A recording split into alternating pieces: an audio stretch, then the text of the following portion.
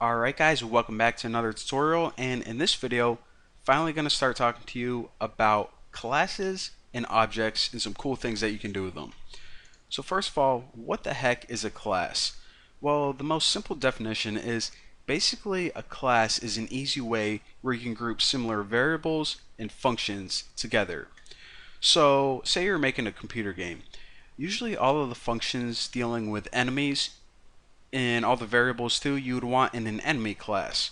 Maybe you have a different one for moving your character around. Well, all of those functions for moving your main character would be in a character class, so on and so forth. So again, the most simple definition is it's a really cool way where you can group similar variables and functions together. Am I being recorded? Okay, just checking. So with that being said, let's go ahead and look at an example right now. So in order to make a class, type the keyword class and then add a space. Now class pretty much says, hey Python, I'm about to make a class.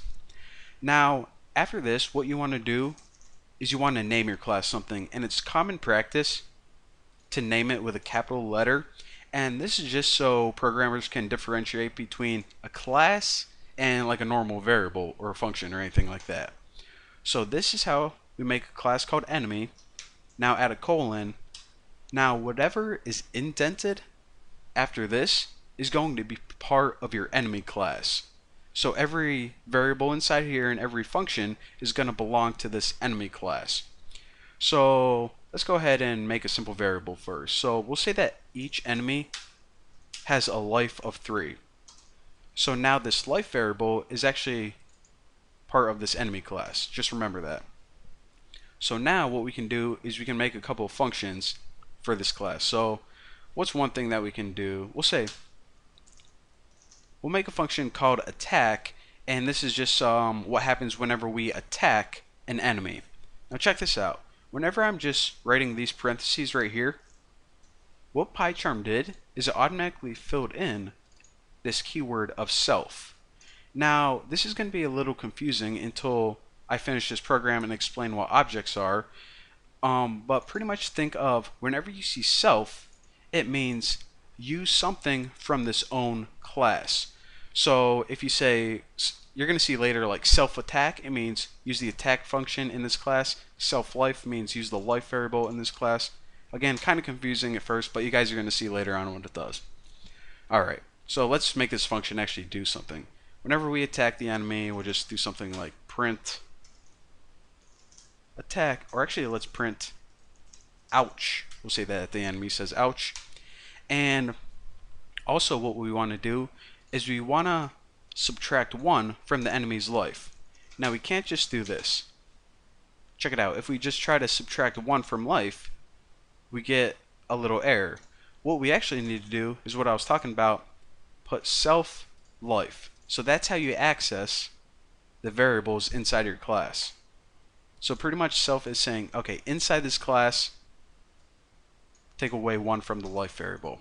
Simple enough. Maybe it was easy, I don't understand. Who knew? Alright, so let's make one more function so this class isn't that boring. We'll make another function to check the enemy's life. And of course, it automatically fills in that self variable. And we'll say, I don't know, maybe a little if statement. So if self, not slough, so if self life is less than or equal to 0, and this is actually another thing I want to point out. Whenever you're making computer games, don't just check if the enemy's life is equal to 0 to see if they're dead. Because like if they had 3 life and you had like a super powerful weapon to like slash them and it took away 5 life, well then their life would be -2. So always make sure to check if it's less than or equal to 0. Just a little, I don't know, tip for game development. So if they're less than or equal to 0, we'll just print something like I am dead. The enemy obviously couldn't say anything if it was dead, but this is our game. We can do what we want. Alright, so if they're dead, they're dead. Else, we'll just print out like how much life they have left. So print something like, of course we need to convert it to a string. So print out the amount of life that they have left, and we'll just do something like this. Life left. like 2 life left, 1 life left, tomato, tomato. Alright, so right now we have a very simple class of enemy. So the enemy has 3 life, and we can attack him. Whenever we call this function, it takes 1 life away. And also, anytime we can have it check to see how much life the enemy has. If it's dead, it prints out I'm dead. Or if it's not dead, it tells you how much life he has left. Simple enough.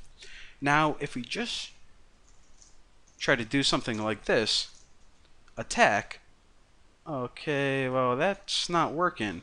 Now, the reason that this doesn't work is because in order to use anything inside your class, you need to access it a special way, and that is by creating something called an object.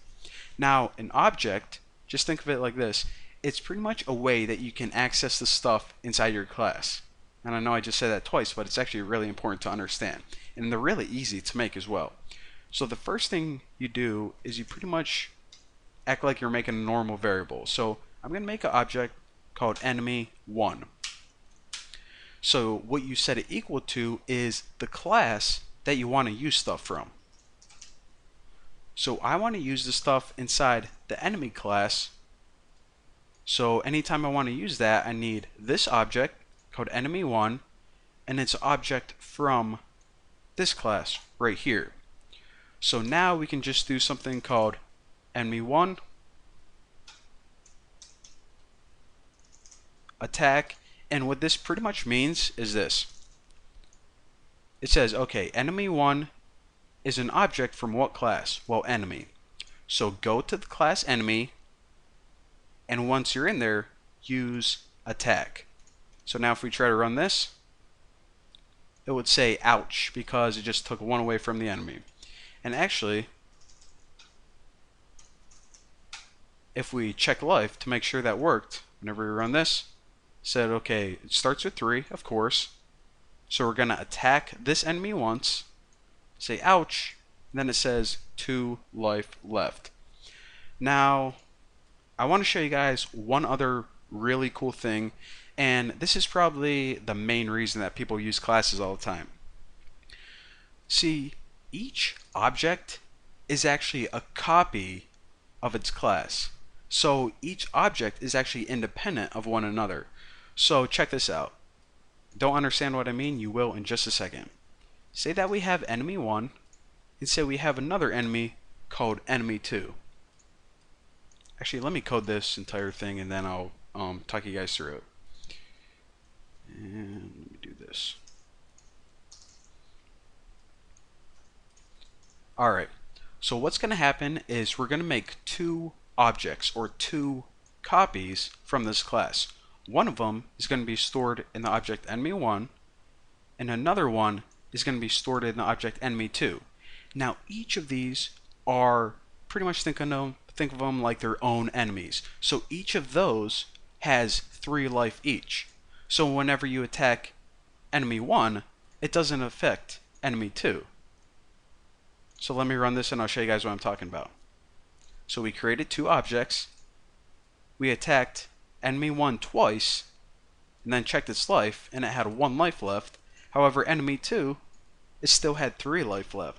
So this is how people make computer games with one class, which is pretty much a template of how do you want to code the enemy, how do you want it to act and behave, and you can create as many of them as you want just by making an object for each one. So how awesome is that? So that is the basics of a class. Pretty much not only a group of similar functions and objects, but pretty much a template of how you want an object to behave and act. And of course you can make as many copies of it as you want, and each of the objects are independent of one another.